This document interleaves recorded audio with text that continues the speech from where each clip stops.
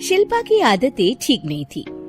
वो ना बोलने से पहले कुछ सोचती और ना ही कुछ करने में। उसकी इस आदत से सभी परेशान रहते। बहन, घर पर मेहमान आए हैं और शक्कर खत्म है, थोड़ी शक्कर दे दो, मैं बाजार जाऊंगी तो ले आऊंगी। अरे शिखा बहन, तुम तो माफी करे, जब देखो तुम्हारे घर में कुछ न कुछ खत्म ही रहता है। अरे शिल्पा, चिल्ला क्यों रही हो? कहा ना घर में मेहमान बैठे हैं, सुन लेंगे। सुन लेंगे तो सुन ले, तुम लोगों की मांगने वाली आदत तो बंद होगी। अच्छा शिल्पा, ना दो शक्कर, लेकिन बात तो अच्छे से करो। एक कटोरी शक्कर के लिए तुमने मेरी बड़ी बेइज्जती कर दी। शिल्पा बड़बड़ाते अंदर चली जाती है तो शिखा भी घर चली जाती है। माँ, क्या हुआ?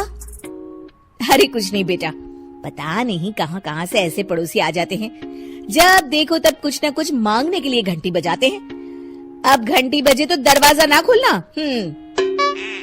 पता नहीं माँ की ये आदत कैसे बदलेगी, किसी को कुछ भी बोल देती है, बोलने से पहले सोचती भी नहीं।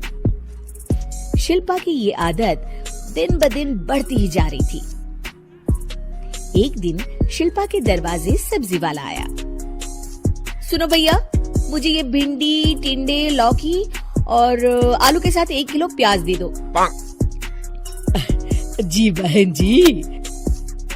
वो एक एक कर सारा सामान पैक कर देता है। कितने पैसे दूं? 220 रुपए पूरे। अरे इतना महंगा नहीं। हाँ, मैं तो सिर्फ 150 दूंगी। नहीं, पैसे तो पूरे लूंगा, नहीं तो सब्जी वापस कर दो। ऐसे कैसे वापस कर दूंगी? मैं तो एक भी सब्जी वापस नहीं करूंगी। और हाँ, रही बात पैसों की, तो लेना है तो 150 ले लो, वरना मेरे मोहल्ले में घुसने तक नहीं दूंगी। हाँ। अरे नहीं बहन, हम लोग गरीब लोग हैं, ऐसा ना करो। पकड़ो ये 150 और दफा हो जाओ। शिल्पा की बेटी अंदर से ये सब देख रही थी। शिल्पा, तूने तो हद कर दी। बेचारा गरीब आदमी, उसका तो गुजारा ही इसी से होता है। बोलने से पहले सोचा कर बेटा। माँ, आप चुप रहो, घर चलाना बच्चों का खेल नहीं। और वैसे भी इतनी महंगी सब्जी थोड़ी ना होती है। आपको तो सिर्फ खाने से मतलब है, लेकिन मुझे तो सब सोचना पड़ता है ना। शिल्पा की सास ये बात सुनकर दुखी हो जाती हैं। शिल्पा की बेटी शिल्पा की ये सारी बातें सुन रही होती है। शिल्पा की बेटी एक दिन माँ से कहती है, माँ, ओ माँ, जरा यहाँ तो आना। ओहो, क्या हुआ? क्यों चिल्ला रही हो ऐसे बेटा? हुआ क्या? ये देखिए मेरी स्कूल की ड्रेस कितनी गंदी हो गई है, इसे कौन धोएगा? लेकिन ये तो साफ है बेटा, मैंने अपने हाथ से खुद साफ किया है। माँ, ये ड्रेस इतनी गंदी है कि मैं इसे पहन ही नहीं सकती। चलो, मुझे बाजार से नई दिलाओ।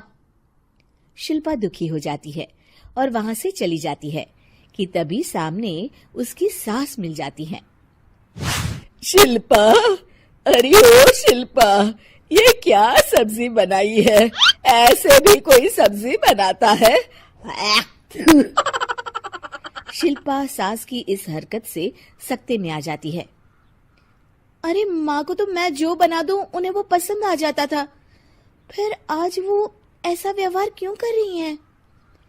शिल्पा कुछ समझ पाती कि थोड़ी ही देर में उसका पति आ जाता है। अरे शिल्पा, ये क्या है? क्या हुआ आपको? ये मेरी अलमारी पूरी अस्त व्यस्त है, तुमसे कोई काम नहीं होता है। सारा दिन पता नहीं क्या करती रहती हो। अरे मैंने तो सारी अलमारी साफ रखी है। इसे तुम साफ कहती हो? ये तो पूरा कूड़ादान लग रही है। शिल्पा परेशान हो जाती है और समझ नहीं पाती है कि उसके साथ क्या हो रहा है। शिल्पा अकेले कमरे में जाती है और जोर जोर से रोने लगती है। तभी वहां उसका पति, सास और बेटी आ जाते हैं। शिल्पा उन लोगों को देखकर और जोर जोर से रोने लगती है।